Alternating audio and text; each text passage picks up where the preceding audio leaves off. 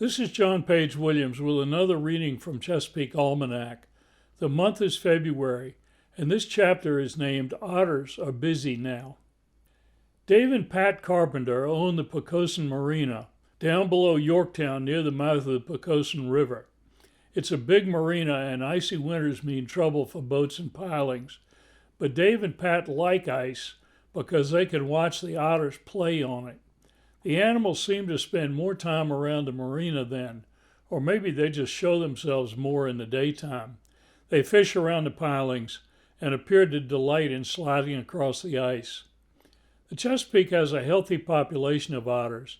In fact, the river otter is widely distributed in North America, except for the most Arctic sections of Alaska and Canada, and the extreme parts of the southwest United States. On the Chesapeake, every river system has at least one family, from the hardwood swamp streams of the upper Potomac and the Presque Isle National Wildlife Refuge on the James to the river shores and marshes of the York and the Gunpowder and the bayshore marshes of Tangier Sound. Otters may be widely distributed, but there are not a lot of them. They're carnivores feeding at the top of the food web, and there's simply not as much for them to eat as there is for herbivores like muskrats or for opportunistic omnivores like raccoons and possums. So like their kin, the other species of otters around the world, and minks and weasels, river otters are secretive, elusive creatures that hunt large territories. Depending on where they live, otters will mark out 5 miles of stream bank or 50 miles of coastal marsh and beach. Working a large area ensures that no part of it will become overfished, and an animal constantly on the move is likely to stay out of the way of potential enemies. The river otter is smaller than the well-publicized and endangered cousin, the sea otter of the Pacific coast. Males grow to about 4 feet in length, 2/3 of that being head and body and 1/3 tail. Maximum weight's about 25 pounds, as opposed to 80 pounds for the sea otter. Females are slightly smaller. The animal's feet are webbed, with hair on the soles. The coat is rich brown, with long, glossy guard hairs over thick fur.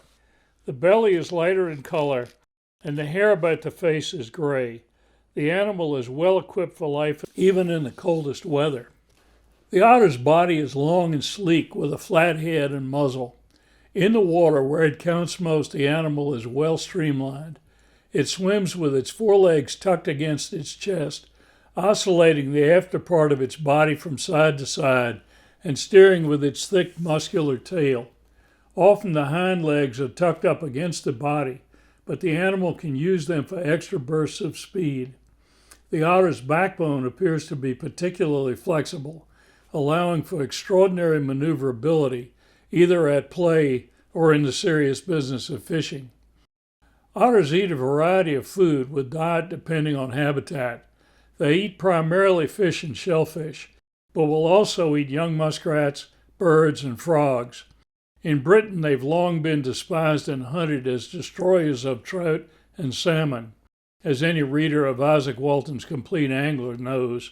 But like trout and salmon, the predatory fish that live in the bay are fast, agile, and hard to catch, and so make up only a minor part of the otter's diet. Wild creatures must expend energy to catch food, and if they expend more calories in the catching than they take in the eating, they starve. The net amount of energy gained is what counts to them. Hence it pays otters to concentrate on food that is relatively easy to catch. On the Chesapeake, this means small inshore species like killifish, juvenile spot, and mullet in the lower bay, although they have been known to catch fish as large as carp in some of the tributaries.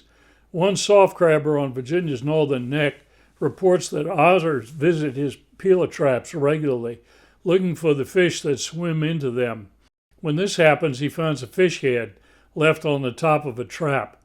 Only when the traps have no fish will the otter take a crab, generally a ripe peeler or a soft crab. Otters appear to mate for life, and they usually breed later in the winter, though some breeding takes place in every month of the year.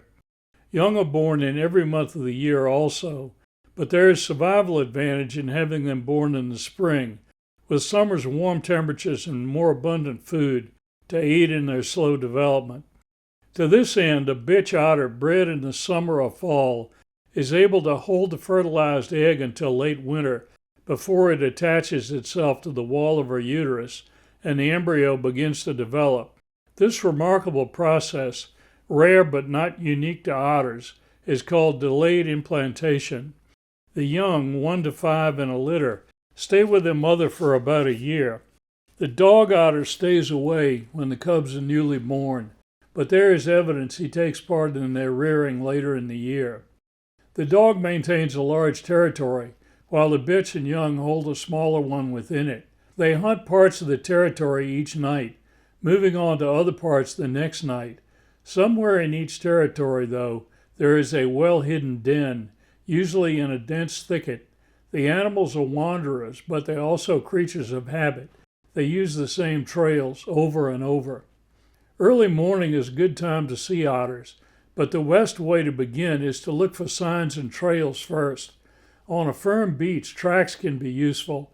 The animal leaves its peculiar stretched-out track pattern as it lopes along, the result of its distinct body shape. But the most reliable signs are piles of scat, or droppings, especially fish scales and bones. Otters eat their fish whole and somehow manage to pass the scales and bones without giving themselves ulcers. Otters have anal scent glands that they use with droppings to mark their territories, and the scents may vary enough to be useful to them in recognition of each other. Thus, the places where they drop their scats become important parts of their territories. In these places and along their trails, they will also tear up and leave piles of vegetation, which they have marked with scent. A few otters have been partially domesticated. They've received a lot of publicity, especially in Britain, in Gavin Maxwell's Ring of Bright Water and Philip Ware's The River People. But both Maxwell and Ware are careful to point out the difficulties and dangers of keeping them. Otters are wild, and that is part of their appeal. They are perhaps the wildest, most elusive, and secretive mammals on the Chesapeake. They certainly see more of us than we do of them. Watching them play on the ice in February is one of the year's best thrills.